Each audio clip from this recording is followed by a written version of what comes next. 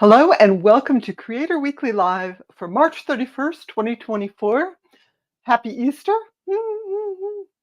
I hope you're having a great day today if you celebrate. I'm Peggy Kay, and today there are updates for YouTube, for Twitch, for Snapchat, for lots of things, but I want to start with this week's big news. And I know a lot of you watching out there are like me. You don't necessarily have great design skills. And so tools like Canva are really helpful because they have templates and tools, and you don't need any experience to do it. So the big news this week is that Canva acquired Affinity. Affinity is a suite of design tools. So it's very much like what you get with Adobe software. There's photo editing, there's a page editor, and so forth. And a lot of professionals use Affinity in part because it lets you purchase the software outright, unlike Adobe, which has a subscriber model. Also, it's very affordable.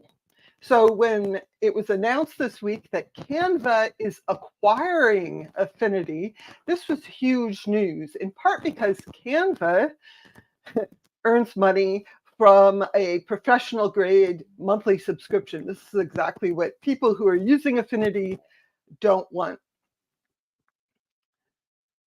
Jolene mentions, I've not had a chance this week, but I'll look into my Affinity account and see how I can incorporate Canva into my design work. Yeah, I will mention that Canva is free. You can use it for free. You do need to sign in. You can use Google account sign in if you want and see what they offer. The thing is, Canva is very different from Affinity. It's got a lot of templates. It's for making things like presentations or social media graphics, that sort of thing.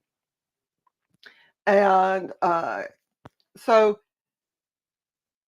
why is Canva doing this? There's been some speculation. I read in The Verge, I think, that Canva is really making a bid to compete with Adobe, and this gives them the professional grade editing software that they don't have.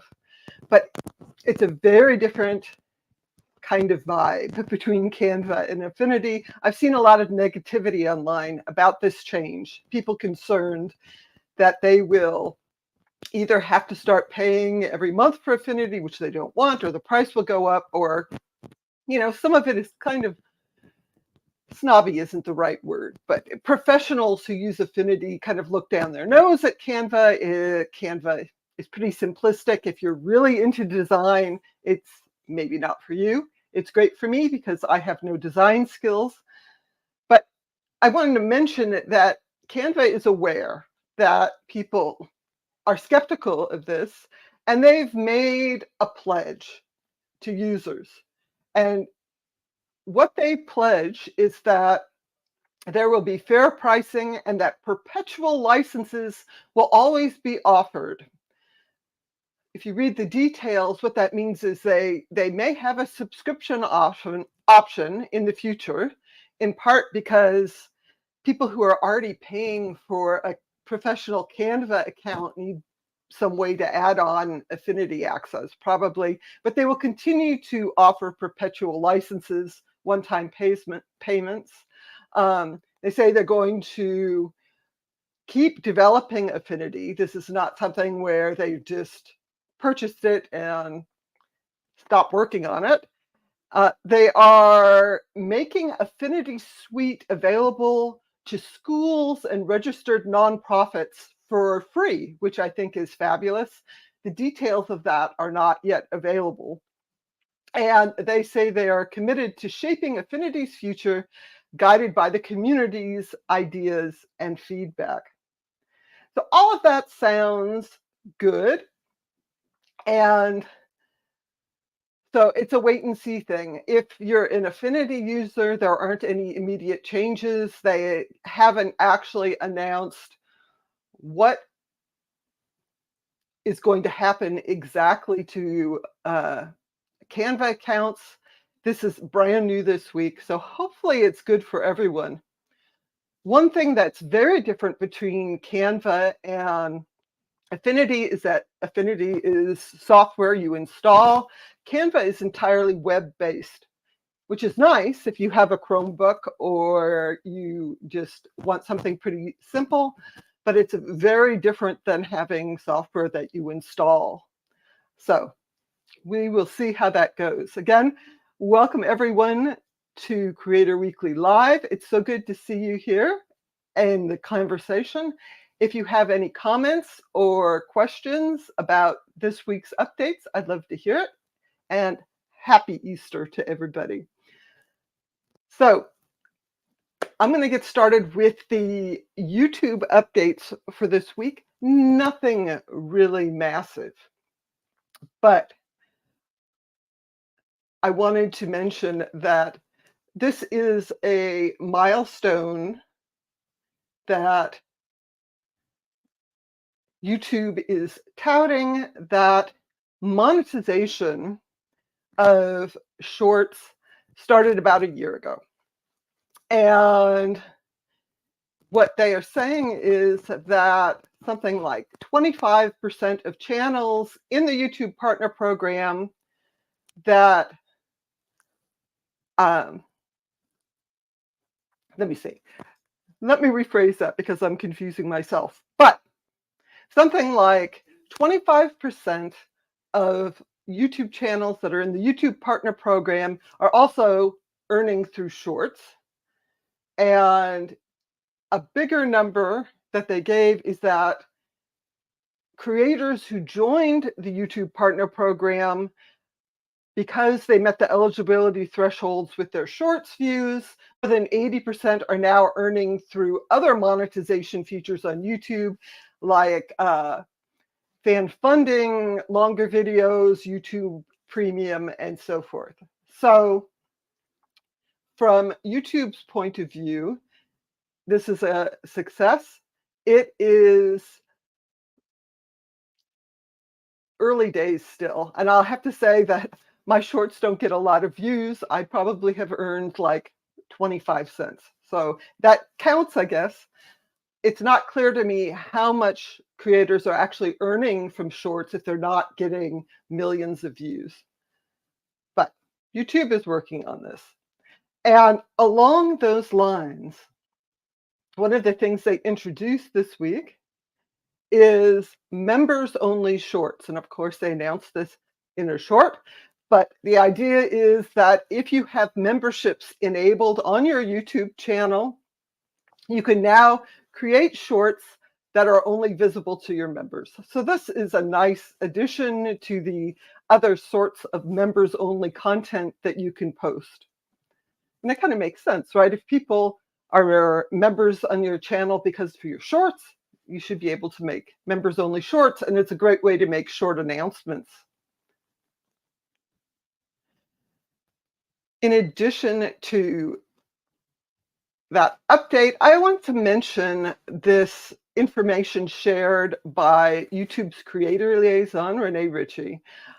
In his article this week, he talked about a common piece of wisdom that people share, that if you make long form content and you start making shorts, that you should uncheck the box that says publish to subscription feed and notify subscribers, because they think that having shorts somehow reduces the performance of their long-term videos. But what YouTube says is that it doesn't make sense to prevent the shorts from appearing in the subscription feed and notifications, partially because shorts don't trigger notifications when they're uploaded. So that part doesn't make a difference. And more importantly, first of all, most subscribers watch videos from the YouTube homepage instead of going to their subscription feed. So if you say this video should not appear in the subscription feed, they're still likely to see it on the homepage, and all you're doing is removing the video from visibility from people who do watch from the subscription feed.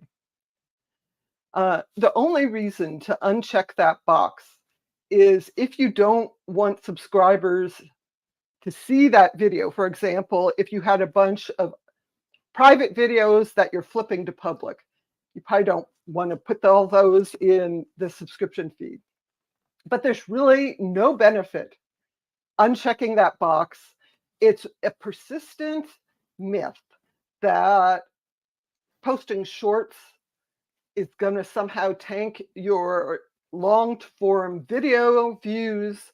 But the reality is each surface in YouTube, for example, the home feed or the notifications, various things like that, they all have their own separate algorithms. So the home feed, if people watch in home, they're more likely to be recommended things in home. Changing what appears in the subscription feed isn't going to change that. So that is the big tip of the week. I think people obviously get concerned that changing formats, changing topics is going to reduce our overall reach. I think one thing that happens is that people start making shorts. They're making fewer long form videos, or maybe spending less time on their long form videos, and that could actually decrease the views on long term form videos. And of course, people who subscribe to your channel after watching shorts may just be interested in shorts. So that's something to keep in mind. Eileen says, I haven't seen any members only shorts yet. I'm looking forward to seeing them. Yeah, I think that that's actually a great addition. And it makes memberships more appealing, the more members only kinds of content and perks that you can offer. So just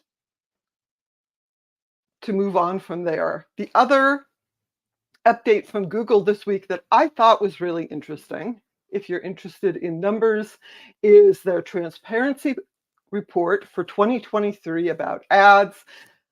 I'm not going to go through all the numbers here. You can get the links if you subscribe to my newsletter, read my blog post. The link is in the video description. The bottom line is that there's a constant sort of battle between Google and spammers and scammers. They have literally removed billions of ads in the past year, and 12.7 million advertiser accounts. Similarly, they have removed advertising from, I can't find the number now, hundreds of thousands of publisher sites. But what I wanted to mention is something that you may not know, something you can look at. If you go to the Google Ads Transparency Center, that's adstransparency.google.com, you can see the ads run by different advertisers. Now, I have this filtered for political ads in the US. It's presidential election season, so that's big. You can see that you can select the time frame. You can change what country or region the ads were shown in. You can select image, text, or video ads. You can switch between political ads and all topics, and you can do search ads by advertiser. This is actually a great way to see what advertisers are doing out there. You can go to the insights and see a lot more information about where the ads are shown and how much advertisers actually spend. So I find that interesting. And in these days of misleading advertising, you can really sort of get some insight into what advertisers are doing, especially political advertisements, which can be deceptive. The other thing I wanted to mention is that you can actually see which ads Google is showing you. This is myadcenter.google.com. Let me uh, show that really quickly.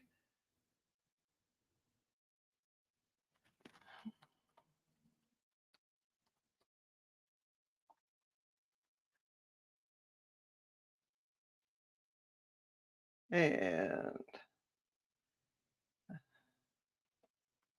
it's myadcenter.google.com. That's where you can manage the customization of your ads. I have personalized ads turned on for my account. You can turn that off. You can see what recent ad topics have been shown to you and what ad brands you can click plus, more like this, minus, fewer like this. And it will even show you recent ads that were shown to you. So I've gotten ads for something about global growth, boosting my YouTube views. None of that's really surprising. Again, you can say, I want to see fewer like this, more like this. And it shows what topics Google is showing you. So if you have ad personalization turned on for your account and you're seeing a lot of ads that annoy you, you may want to go into those settings and make sure that Google knows what you're interested in.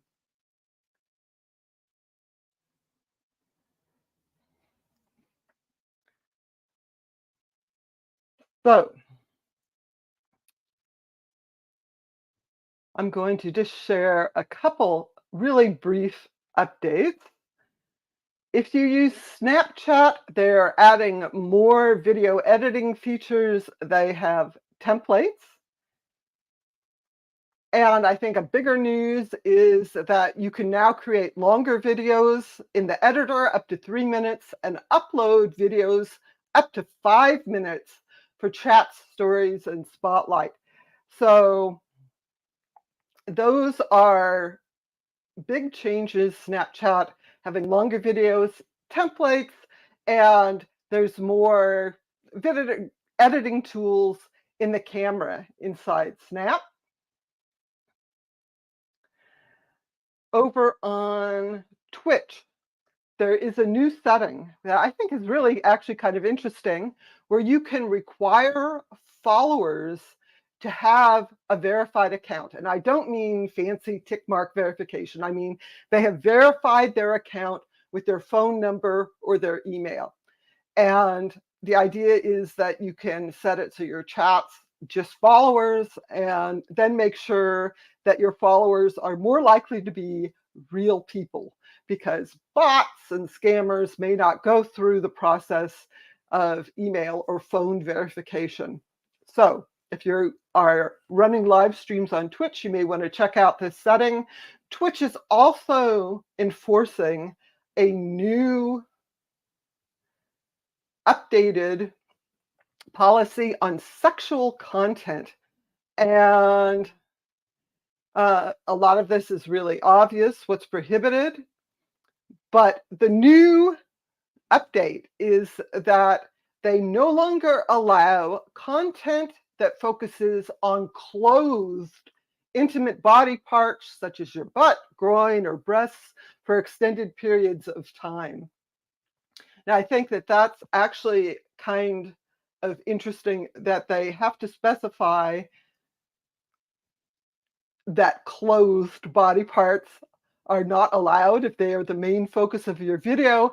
Apparently, some people were running live streams where it was like, here's a picture of me sitting on a desk, and it was like zoomed in on their butt, or the camera's zoomed in on their cleavage. That's not allowed. It seems like a constant ongoing battle over on Twitch about what people can show. People obviously watch sexy content, so it's hard to shut it off. Obviously no sexy content here. And I think Twitch also lets you disclose that there's sexual content in your video. That doesn't actually get you around these policy changes. Craig says, I'm decent. I try to be decent. I'm also kind of boring. Maybe I would get more views if I wore a bikini or something, or maybe that would scare everyone away.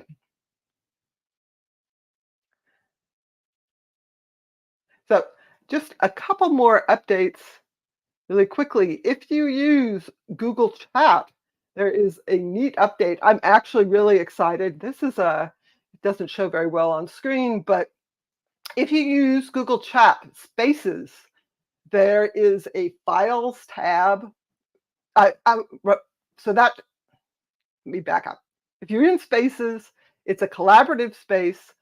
There's a tab for files that are shared in the space. Google is actually updating that. It's no longer going to be a files tab. It's going to be a shared tab, and it's going to have sections for files like now, but also shared links and shared media like videos and photos. So I think this is a great update to Google Chat, and I'm looking forward to when this rolls out. It may not be for another few weeks yet. Google Chat, I also mentioned briefly, they're introducing voice messages. This is only available to enterprise accounts, though, so I haven't tried it. If you have an enterprise account, you can give it a try. And also, in the messaging space, Meta is rolling out end-to-end encryption by default in Messenger. So if you use, it was called Facebook Messenger. I think it's just called Messenger now. End-to-end encryption may be turned on by default. This is actually really good. In a privacy sense, it means that Meta can't see your messages. But really, really important to know that if you want to save your history of your Messenger conversations, you have to turn on secure storage. And there are two options to do that. You can either save a key in your Google Drive or iCloud Drive, or set up a PIN to be able to sign in and access the chat history. Meta can't help you with this because it's encrypted, so they don't actually have any ability to access your chat. The idea with the secure storage is that you're just saving a saving a key in Google Drive or iCloud Drive, depending on whether you're using Android or Apple device. So Google or Apple have access to the key, but not access to the encrypted chat. Meta has access to the encrypted chat, but not the key. So this lets you, because you have access to both the key and the encrypted chat, you can use the key then to access the chat history. I think the other important thing to know is this is going to change the way people think about the chats. Mainly, maybe people will feel they will be able to share more things. I'm not sure how it affects abuse and getting rid of scammers, spammers, harassment if Facebook Meta can't actually see the contents of the posts. So That is the way things are going, though, much more secure. If you want to be able to access the history in the future, be sure to set that up.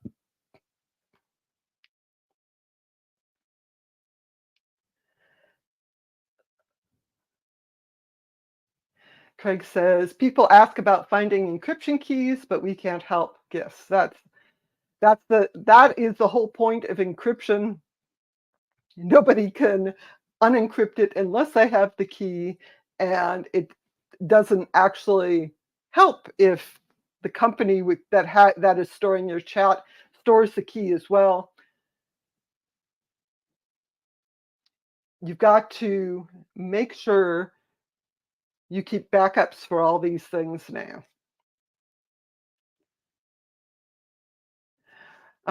Andrew says, whose storage gets charged for that shared stuff? I assume you mean in Google Chat. And the answer is no one. Google Chat, if you upload video or images or other files to Google Chat, they are stored within the chat, and there's no storage limit. It does not apply to your Google storage limit. If you upload to Google Drive and then share the Drive file, that does apply to the storage limit for whoever uploaded the file. So that's the tip now, is if you want to share lots of big files, you can share them in the Google Chat space directly. Jillian says, that sounds very good. The chat revamp, I think it is good. I think that this is changes Google needed to make it more competitive with Slack and so forth. I also wanted to give a quick shout out. Let me go back in the comments. Happy Easter for all from OnEBoard, from Nina. Welcome, Nina. I'm glad you could join the live stream today. I wanted to mention that today I am hosting the OnEBoardChat. We are on X. It's my profile at PeggyKTC. We are on YouTube. It's on the OnEBoard YouTube channel. There will be a poll. I will reshare it to my channel. So you can just look at the community tab. And then the same poll is on LinkedIn in Nina's account. Please join us. Today, we're going to be talking about managing your email inbox, which I know is something we all think about. Are you doing spring cleaning? Do you have specific tips for how you manage your emails? Let's chat about it. And that is immediately after this live stream, so very soon. I wanted to leave you today with a couple of really fun AI updates. And again, you can get these links if you go to my blog post or if you subscribe to my email newsletter. The first thing I wanted to mention is that, let's see if I can add that. If you use Adobe Firefly, they now have an option that you can add a structure reference. The idea is that you give a structure reference, and then in the AI-generated output, it keeps the same shape. So for this example, this is from John Mack's blog. The reference was like a circle with other little circles around it, and you can see the output then has a circle with other little circles around it. So that's actually a pretty cool tool if you want to make a set of images with similar shapes. In the announcement, Adobe mostly used just a circle. So if you want a bunch of things where the circle is the center of attention, use the structure option. The last thing I wanted to mention is a really neat update. Google researchers have a new model called a Vlogger. This is their paper, part of their paper. So it's a multimodal diffusion for embodied avatar synthesis, which is a whole mouthful. But the bottom line is that Vlogger is a method for taking the photo of a person and then using audio or text prompts to make it look like the person is talking. Now, this obviously has the potential for literally putting words in people's mouths. And there is, of course, a lot of risk with this sort of thing. They have a lot of examples in the paper. There's a risk with all these things because you could make someone look like they're saying something that they didn't actually say.